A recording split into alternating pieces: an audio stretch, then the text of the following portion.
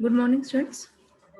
Next example is a tube in the form of parabola held with its vertex downward and axis vertical is filled with two different fluids, density rho and rho dash. If distance of the free surface of liquid from the focus is small r and r dash respectively, then show that distance of their common surface from the focus is this. इसमें जो parabola है वो हमने इस तरीके से place करना है कि वर्टेक्स इसका डाउनवर्ड हो और एक्सिस जो है वो वर्टिकल हो। ये हमने पैराबोला प्लेस किया, इसका वर्टेक्स जो है वो हमारा डाउनवर्ड है और इसकी एक्सिस जो है वो हमारी वर्टिकल है। और देखो इसमें क्या कंडीशन दे रखी है, इसमें साथ में क्या गिवन है हमें कि हमें दो इसमें हमने डिफरेंट डेंसिटी के हमने इसमें फ्लूइड फिल किए रो एंड रो डैश। और क्या गिवन है, distance of free surface of liquid. देखो ये आपका पैराबोला, ये इसका वर्टेक्स, ये वर्टिकल इसकी एक्सिस। हमने एक तो इसमें लिक्विड फिल किया ऑफ डेंसिटी, ये हमारा जो ये फिल किया हुआ है डेंसिटी रो, और ये जो हमने फ्लूइड यहाँ फिल किया है this is of density rho dash. Distance of free surface, ये आपका ये आपका ये फ्री सरफेस है। फ्री सरफेस का distance from the focus is R, this is focus. Focus से इसका डिस्टेंस आर इस फ्री सरफेस का, और इस वाले फ्री सरफेस इसका distance R dash. Show that distance of their common surface, common surface means this, common surface means surface of separation from the focus is this. ये हमें show करना है कि जो डिस्टेंस है कॉमन सरफेस का mean surface of separation का focus से, वो ये है, और जिसको हमने कैपिटल आर से डिनोट किया है। समझ आ गया हमें क्या क्या चीजें गिवन है। ये जो पैराबोला है, इस शेप में जो पैराबोला है उसकी इक्वेशन क्या होती है, x square is equal to 4ay। Here A is origin, ये जो ए है, ax and ay are the coordinate axis, b and c जो है वो इसके फ्री सरफेस, और ये d जो है वो कॉमन सरफेस या सरफेस ऑफ सेपरेशन। डिस्टेंस हमने बता दिया B S small R, C S R dash, और जो ये डी एस है दिस इज कैपिटल आर। अब now pressure at point A due to the column B A is equal to due to the column C A. अब point A पे जो pressure है due to the column B A क्या होगा, वो rho density rho जी, साथ में क्या आएगी अब आपकी डेप्थ। डेप्थ कितनी होगी इस बी पॉइंट से इस ए तक। ये देखो हमने क्या ड्रॉ किया हुआ है, ये हमने एक डायरेक्ट्रिक्स ड्रॉ की है। ये बी एल ए पॉइंट से जो ये डिस्टेंस है this is distance B L, और ये डायरेक्ट्रिक्स जो हमने ड्रॉ किया यहाँ तक जो डिस्टेंस है वो एल डैश। ये तो हम बाद में बात करेंगे इस डायरेक्ट्रिक्स की, मीन्स ये डिस्टेंस हमारा बी एल डिस्टेंस है। ऐसे राइट साइड में जो प्रेशर है वो दो कारण से होगा, due to the column D A and due to column C D. Due to column A D के कारण जो प्रेशर होगा वो डेंसिटी रो ही है, तो रो जी, और ये कितना हो गया D N, plus pressure due to the column C D कितना होगा उसके कारण, ये डेंसिटी रो डैश जी, और ये परपेंडिकुलर डिस्टेंस यू सी ई। देख रहे हो आप, मीन क्योंकि हमें डेप्थ देखनी है, जैसे सी ई। अब हमें जो ये हमने बी एल यूज किया, डी एन और सी ई, इनकी वैल्यूज हमें फाइंड आउट करनी है। तो इसके लिए हमने क्या किया, हमने डायरेक्ट्रिक्स ड्रॉ की हुई है। तो ये डायरेक्ट्रिक्स जिस पे हमने points L dash N dash और एम डैश पॉइंट कंसिडर किए हुए हैं, हमने इसमें एक रिजल्ट भी यूज किया है कि distance of the points B D and C from the directrix are equal to small R, capital R and R dash respectively as distances from the focus। Parabola की हमने एक प्रॉपर्टी यूज की कि directrix से इन point का जो distance है वो उतना ही होगा जितना डिस्टेंस इन पॉइंट का फोकस से है। मीन्स बी एल जो है ये L dash B L dash वो किसके इक्वल होगा, बी एस के मीन्स स्मॉल आर के। ऐसे ही डी एन डैश किसके इक्वल होगा, डी एस के मीन्स कैपिटल आर के।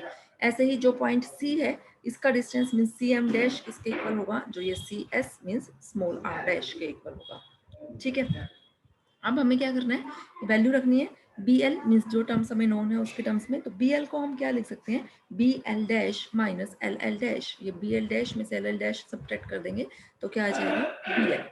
बी एल डैश हमें पता है आर, और एल एल डैश जो है दिस इज स्मॉल ए।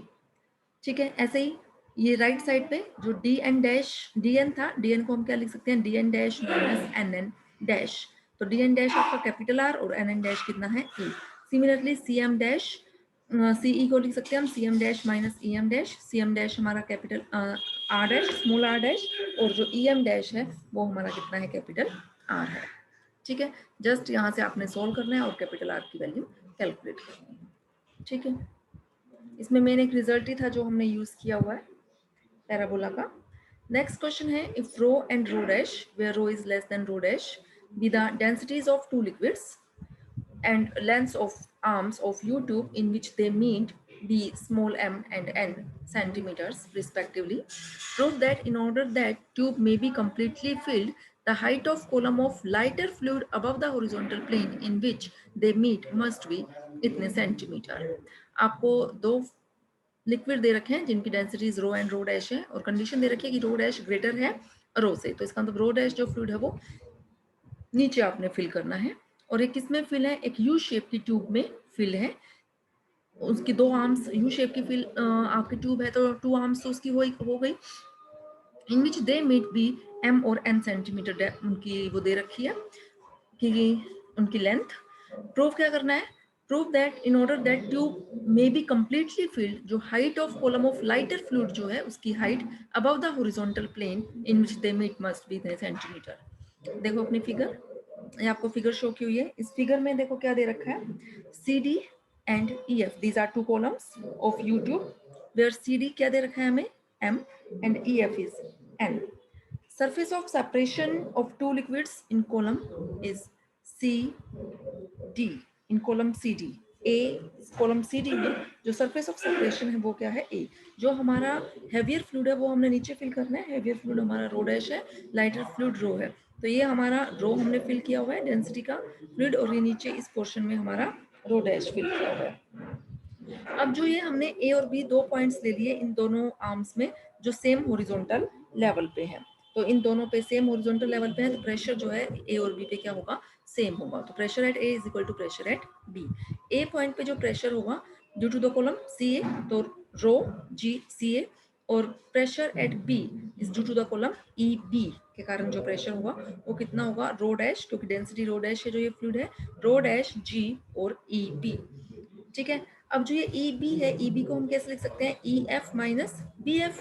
अब ये ई एफ कितना है जो इसकी लेंथ दे रखी है एन है, और बी एफ किसके इक्वल है ये बी एफ तो ए डी के इक्वल है, क्योंकि ए और बी जो है these are in on same horizontal plane, तो बी एफ किसके इक्वल है ए डी के इक्वल है।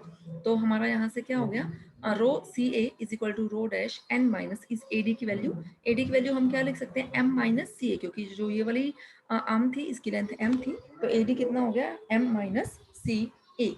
ठीक है, तो सी ए की टर्म्स यहाँ से आप कंबाइन कर लो, सी ए की कैलकुलेट कर लो, सी ए निकल जाएगा आपका, तो ये सी ए आ गया। हमें यही निकालना था इसमें कि जो हमारा लाइटर फ्लूइड है अबव द हॉरिजॉन्टल प्लेन वो कितने हाइट पे है, मींस सी ए हमें कैलकुलेट करना था, ये हमने कैलकुलेट कर लिया। ओके स्टूडेंट्स, नाइन्थ क्वेश्चन देखो। नाइन्थ क्वेश्चन में a circular tube with centre O, ये सर्कुलर ट्यूब जिसका सेंटर ओ है, filled with fluids of densities row 1 row 2 row 3 in descending order of magnitude, means row 1 is greater than row 2 is greater than रो 3। जो circular tube है वो हमने इन तीन fluids जिनकी density rho 1 रो 2 रो 3 उससे fill करनी है, placed in a vertical plane if 2 alpha 2 beta 2 gamma with the angle subtended at the centre by the fluids. अब जो ये फ्लूइड्स हैं वो इस सेंटर पे 2 अल्फा 2 बीटा और 2 गामा एंगल फॉर्म कर रहे हैं, तो ये देखो जो फर्स्ट फ्लूइड है ये हमने ऐसे लिखा ए O D which makes an angle 2 alpha eight the centre, ये हमारा हो गया रो 1। वैसे जो हैवीएस्ट हमारा फ्लूइड है वो सबसे नीचे रखना है आपने। ठीक है, फिर उसके बाद ये इस पोर्शन में बी और डी जो पोर्शन है इसमें हमारा फ्लूइड हो गया रो 2 डेंसिटी का और making an angle 2 beta at the centre, और जो हमारा थर्ड है B O A is making an angle 2 gamma with the centre, और जो इसकी डेंसिटी है दिस इज लाइटर, डेंसिटी इसकी कितनी है रो 3 है। ठीक है, तो ये हो गया 2 alpha 2 beta 2 gamma with angle subtended at the centre by the fluids and P be the point on the circumference midway between the ends of the lighter fluid. जो लाइटर फ्लूइड है वो हमारा किस पोर्शन में है B O A, B O A portion के centre में हमने एक पॉइंट क्या कंसिडर किया है P, then the angle theta which OP makes with vertical.